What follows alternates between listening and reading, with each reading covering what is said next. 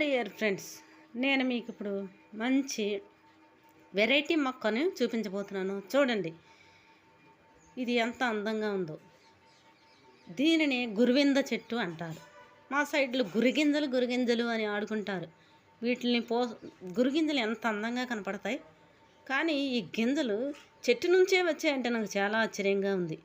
మీరు కూడా చూడండి, లైక్ చేయండి, షేర్ చేయండి అంటే సబ్స్క్రైబ్ చేయండి. ముఖ్యంగా ఈ గురిగింజ చెట్టు దీని యొక్క రాజ్యం వచ్చి ప్లాంట్, ఎందుకంటే ఇది పుష్పించే ఒక మొక్క. Family Fabaceae. దీని శాస్త్రీయ నామం అబ్రూస్ ప్రికాటోరియస్.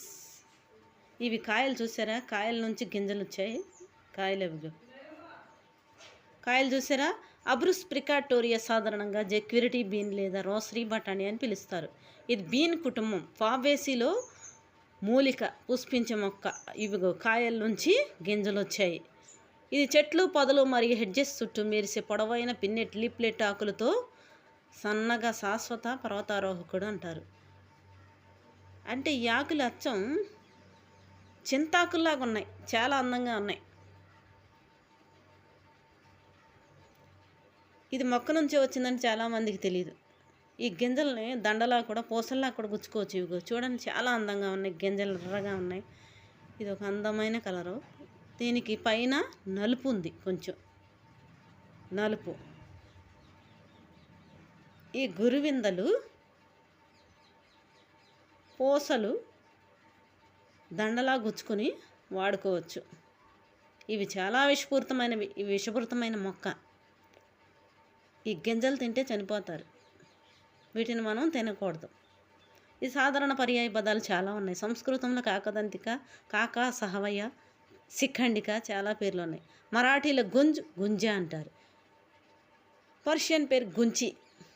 హిందీలో గుంచి, గుంజ, రాతి, గమంచి అంటారు. ఇంగ్లీష్లో ఇండియన్ లైకో రైస్ రూట్ అంటారు. మన తెలుగులో ఏమంటారు? గురువింద, గురిగినియ అంటారు. ఇది బాధాకరమైన ఆర్థరైటిస్ మరియు జుట్టు రాలడానికి చికిత్స చేయడానికి శుద్ధి చేసిన గుంజా సన్నాహాలు బాగా పనిచేస్తాయని ఇంటర్నెట్లో ఉంది. కానీ వీటిని ఎవరు తినమాకండి. విషపూరితమైన మొక్క ఇది. బరువు తగ్గడానికి కూడా ఉపయోగించవచ్చని ఉంది ఇంటర్నెట్లో, కానీ వాడమాకండి. ఇవి ఆకులు చూసారా, మంట ఎలా ఉందో, చాలా అందంగా ఉన్నాయి. ఆకులు, చెట్టు కూడా బాగుంది. గింజలు కూడా చాలా అందంగా ఉన్నాయి. ఈ వీడియో మీకు నచ్చినట్లయితే లైక్ చేయండి, షేర్ చేయండి అండ్ సబ్స్క్రైబ్ చేయండి. రోసరీ బటానీ, క్రాబ్స్ ఐ అని పిలుస్తారు. ఇవి గింజలు. తప్పకుండా సబ్స్క్రైబ్ చేయండి. ఇంకా చాలా ఉంది చెప్పాలంటే.